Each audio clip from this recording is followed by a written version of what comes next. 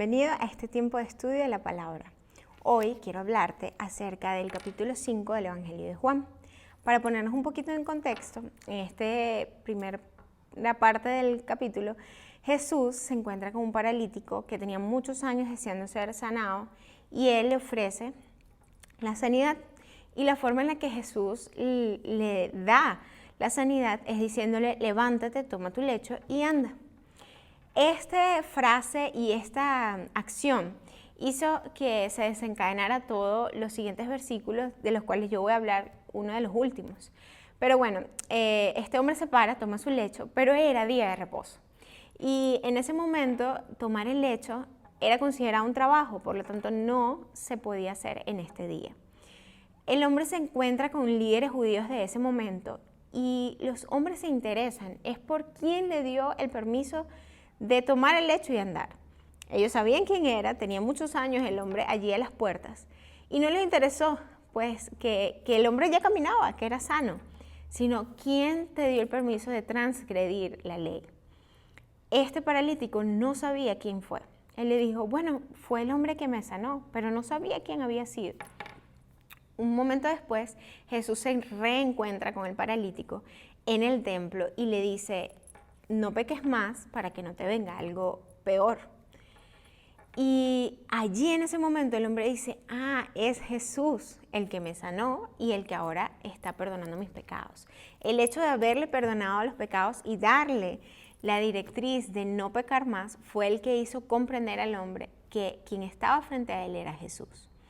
Él va a los líderes judíos y les dice: fue Jesús el que me sanó y el que me dio pues el permiso para tomar mi lecho, porque esto significaba para él inclusive que lo mataran, porque estaba transgrediendo la ley. Ellos van a donde Jesús y lo confrontan, lo señalan por esto y Jesús les dice: pues mi Padre está trabajando, yo no voy a dejar de hacerlo. Y esto para ese momento era un concepto que él estaba introduciendo bastante contrario a lo acostumbrado, que Jesús ese día dijera que su Padre, que era el Padre que ellos consideraban de ellos también, y él mismo trabajaban en un día de reposo, era una idea muy confrontante. Siguen hablando y Jesús le dice: pues ustedes no me han creído a mí, vino uno antes de mí, refiriéndose a Juan, dando testimonio de mí y no le creyeron. Y ustedes dicen que le creen al Padre, pero no me creen a mí y nosotros somos uno. Eso es lo que Jesús le está diciendo a ellos.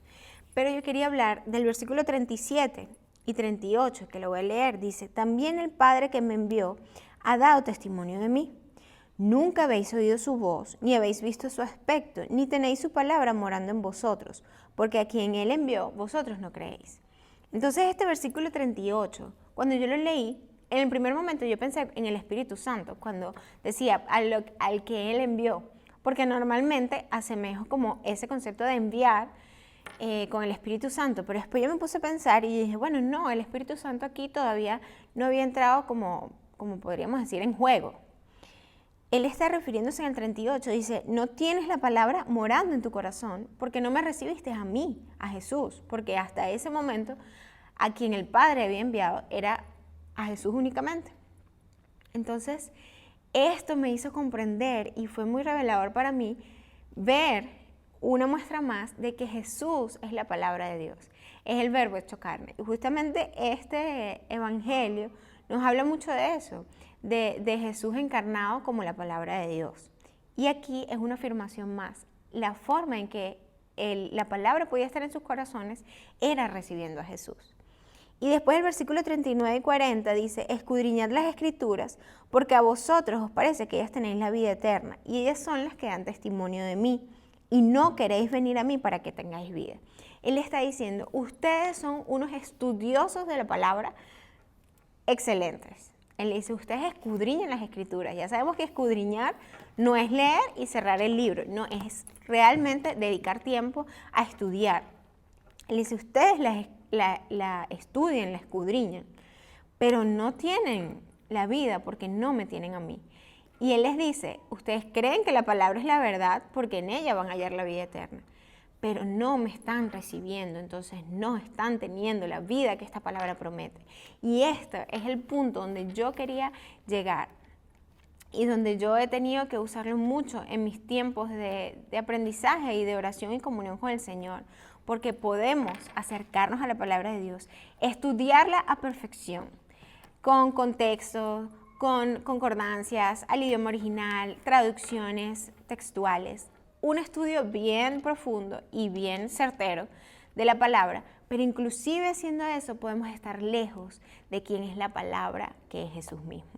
Entonces yo decía, Señor, yo no quiero convertirme en una muy estudiosa de tu palabra, pero estar lejos de ti. Jesús lo que está invitando a ellos en este momento con estas ideas tan confrontantes, y que es la invitación para nosotros hoy, es que siempre que vengamos a su palabra tenemos que invitarlo a Él a que sea la vida misma hablando y transformando nuestro corazón. La palabra nos dice que nosotros tenemos que escudriñarla, que estudiarla, que guardarla y atesorarla, meditarla. Esas son las acciones que nos corresponde a nosotros: estudiar, escudriñar, guardar, meditar la palabra de Dios. Y creo que todos perseguimos hacer esto. Pero la palabra de Dios nos dice que redarguye, que anima, que transforma, que confronta. Esos aspectos y esas actividades que la palabra de Dios nos dice que hace, nos habla de la vida en sí misma. Porque palabras que no tengan vida no pueden transformar, no pueden exhortar, no pueden, como también lo describe, penetrar el corazón del hombre. Eso únicamente lo hace algo que realmente tiene vida en sí mismo, y es Jesús. Por eso podemos leer el libro y no ser transformados y no encontrar la vida como un libro más, o permitir que la obra que la palabra nos promete hacer, le demos el permiso y le demos la oportunidad a Jesús que lo haga. Esto puede convertirse en un libro más o puede convertirse en la vida que necesitamos diariamente.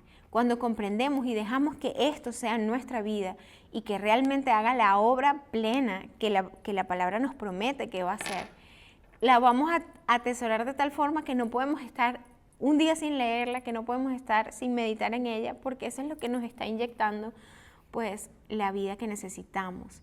Y yo quiero animarte y quiero orar para que tus tiempos de estudio no sean aburridos y no sean monótonos. A veces abandonamos el lugar de estudio, o inclusive puede parecer tedioso, tú solo o en conjunto con mi iglesia, porque bueno, es como estudiar algo más. No, no estamos estudiando algo más, nos estamos acercando a Jesús. Y Él quiere transformarnos y Él quiere impregnarnos de su vida. Y yo por eso quiero animarte a que ya deseches esos pensamientos de que la palabra de Dios es aburrida, no la entendemos, no sé qué dice, es muy complicado para mí, necesito siempre que alguien como que me lo explique. No, el que te la va a explicar es Jesús, porque es Él mismo.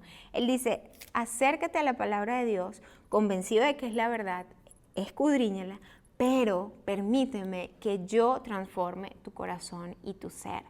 Invítalo siempre que te acerques a la palabra de Dios. Ven con este pensamiento: Jesús, tú eres la palabra hecha carne. Tú eres la vida de este libro. Por favor, ven e imprégname con tu vida. Ven y háblame, ven, transfórmame, ven, redargúyeme. Y sé que tus tiempos van a ser muy diferentes en comunidad, y tú solo en tu cuarto cuando tengas tus tiempos de comunión con el Señor. Así que ánimo, ánimo, y recuerda siempre que esta palabra nos quiere es acercar a Jesús. Más nada, no se trata de nosotros, se trata de que lo encontremos a Él. Y yo sé que esa es la mejor recompensa y el mejor ánimo para volver y volver todos los días a la palabra del Señor. Dios te bendiga.